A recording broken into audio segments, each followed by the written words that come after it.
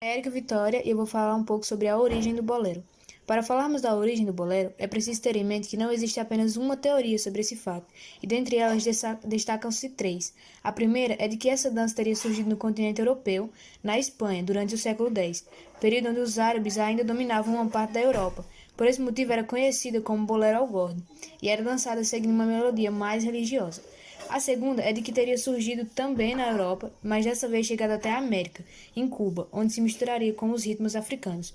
E por último, e não menos importante, existe a teoria de que teria surgido em Santiago de Cuba, pela voz de José Pepe Sánchez, e ganhado espaço no México. Por fim, chegou ao Brasil e foi aceito com rapidez, se misturando com os quentes ritmos africanos e com o samba, se tornando um sucesso no país. Bom, professor, Nicole aqui e eu falarei um pouco do bolero em Cuba. Esse foi o ritmo que ele sofreu influência de três grandes povos, dos espanhóis, dos ingleses e dos franceses. No caso dos espanhóis, foi porque eles trouxeram esse ritmo para essa região durante o período de colonização e à medida que eles foram introduzidos na sociedade, eles foram se modificando devido às influências locais, como também de ritmos africanos e da contradança francesa. No caso dos ingleses, é porque percebe-se traços desde que eles tomaram, ou seja, chegaram de barco e tomaram La Habana em 1972. E dos franceses, quando eles estavam fugidos dos haitianos e se instalaram nessa região, juntamente com seus servidores negros e mulatos. Bom, e eles trouxeram novidades, eles trouxeram uma dança, a contradança, como eu tinha falado anteriormente, e uma dança de um casal entrelaçado, o que isso causou um grande BO naquela época, e os pais de meninas ensinavam elas a dançar com o quadril afastado, ou seja, só a parte de cima teria contato.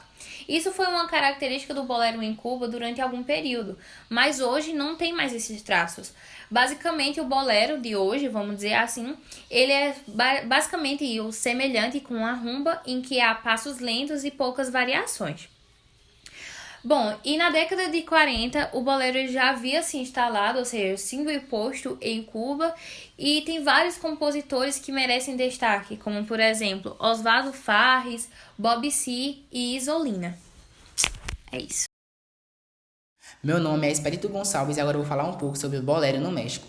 Bem, no final do século XIX, através da península de Yucatán, chegou no México um ritmo de dança chamado habanera, e com esse ritmo chegou também a canção La Paloma, que se tornou depois muito popular no país do México. A partir desta canção, se desenvolveria a dança mexicana, que teria um ritmo inconfundível, e desse ritmo foi muito fácil chegar-se ao bolero. Na década de 20, aparece em cena um compositor mexicano que se tornaria muito famoso, chamado Agustín Lara. Suas composições vão levar ao bolero ao seu apogeu. Ele compôs cerca de 500 canções, das quais estimam-se que 162 foram boleros. Então aí dá para tirar o porquê do bolero ter chegado ao seu apogeu graças a esse cantor. Com essas músicas, estabeleceu-se a norma clássica do bolero, a qual vai consistir em 32 compassos divididos em duas partes, sendo das quais os primeiros 16 são em tom menor e os restantes são em tons maiores. A mulher, ela foi uma importante inspiração para o bolero mexicano, como também principalmente para esse cantor. Além disso, o desenvolvimento do bolero no México também sofreu uma forte influência estrangeira. Eu posso dizer, por exemplo, citar como o compositor porto-riquinho Rafael Hernández, que esteve no país mexicano por 16 anos. E nesse tempo, ele compôs uma grande parte de sua obra musical, ajudando muito ao desenvolvimento do bolero. A visita também do trio Los Panchos foi muito importante para o bolero. Essa visita foi feita no final da década de 40 e eles são os criadores de um estilo brilhante que é imitado por milhares de trios no mundo inteiro. Então você imagina a importância desse trio quando chegou lá no país mexicano. O mais célebre e importante bolero mexicano é Bésame Mucho. Esse bolero ele foi composto por Consuelo Velázquez e interpretado por muitos cantores de vários países. E aí o bolero mexicano começa a se espalhar por vários lugares e ganhar a sua forma clara e perfeita, né? Porque o bolero é uma dança muito linda. O bolero em Porto Rico. O bolero porto-riquenho ele é diferente dos outros, ele se diferencia dos outros boleros pelo seu fundamental ser descritivo e narrativo. Talvez seja pelo fato de Rafael Hernández e Pedro Flores, que são grandes compositores e um dos mais famosos de Porto Rico, tenham sido influenciados pelo estilo Aquinaldo, Villancico e Plena, que são três gêneros musicais de de Porto Rico, que eram frequentemente vistos nas suas narrações e descrições, nas suas letras de músicas. Com o passar do tempo, o bolero ele havia procurado usar uma linguagem mais culta, né, para conseguir ser visto pela classe alta.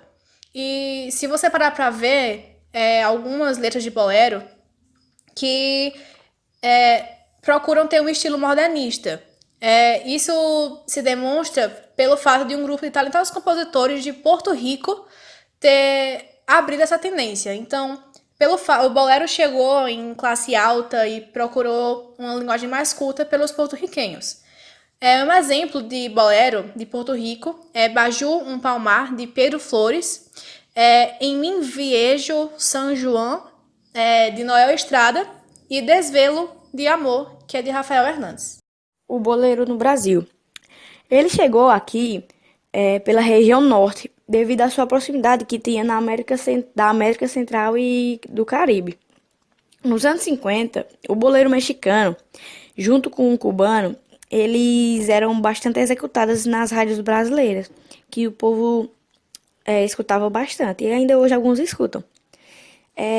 No Rio de Janeiro, a dança ela adquiriu estrutura e ela ficou mais complexa nos movimentos. Nos movimentos do tango, que o que? São trocadilhos, caminhadas, cruzadas, giros e enfim. Bom, do início da década de 90, tanto o boleiro como outras danças que a gente ainda conhece hoje, eles eram mais dois passos para cá e dois passos para lá, que nem no forró, só que hoje o forró tá mais complexo, né? Pronto, foi que nem o boleiro, que em São Paulo, quando teve a sua academia de dança, que o nome era Extrapolos, que foi contratada em 1994, foi quando ela se reformula. Aí que os professores João Carlos Ramos e Elaine Della Torre, que são cariocas, eles introduziram o samba da gafieira, o boleiro e o soltinho, ainda que eram inéditos no meio acadêmico, né, da dança no meio do Brasil, não só do Salão Paulista, Salão Paulista. Mas mesmo assim, no meio de toda dessa trajetória de transformação, o boleiro ele sempre teve seu caráter de dança e galanteio, suave, terna e romântica, com movimentos caracterizados uma eterna busca de conquista da mulher amada, né? Que no caso é como o tango, que eles dançam tipo sensualizando, vamos dizer assim, para se conquistar a mulher. E os principais compositores, vamos dizer assim, do boleiro no Brasil foi Aldemar Dutra, que ele era como o rei do boleiro no Brasil, Clóvis Scandal, Luiz Ginadel, Nelson Ned, Omar Portuondo e vários outros caras que teve. Algumas evoluções e alterações do bolero. Bom, o bolero passou de um ritmo tenário para binário e depois quaternário.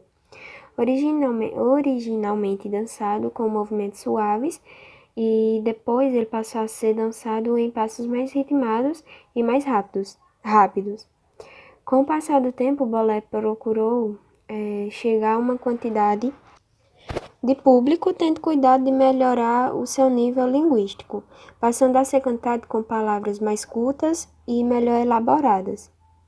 Essas evoluções ao nível do ritmo e dança contribuíram muito para que esta música se tivesse mantido sempre moderna e atual. Boa tarde, professor. Aqui é Letícia. E em relação aos principais sucessos do bolero, o primeiro ficou conhecido através da interpretação do tema Tristezas em Cuba, no ano de 1885, feito por José Pepe Sanchez. Em 1929, o cubano Nilo Menendez publicou um bolero chamado Aqueles Olhos Verdes, que inclusive foi o primeiro bolero a ganhar sucesso internacional. Quere-me Muito também foi um bolero publicado em 1929 e que também ganhou reconhecimento internacional, e foi escrito pelo compositor Gonzalo Roig. No ano de 1940, quando o bolero já tinha se imposto em Cuba, Oswaldo Forrés lança o tema Toda uma Vida, e em 1946, Bob Colasso cria La Última Noite, que é cantado por Pedro Vargas. E nessa mesma época, Isolina Carrillo compõe o bolero Das Gardênias, cantado por Daniel Santos.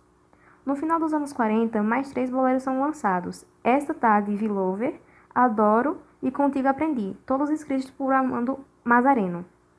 Querendo ou não, o bolero se tornou sim um estilo de música que se expandiu pelo mundo, e desde a época de 40 até os dias de hoje, muitos ainda foram criados e publicados com a intenção de expandir o amor que alguns têm pelo bolero e os sentimentos que neles são expostos, é tanto que se abriu portas para a criação de novos nomes e valores para o mesmo.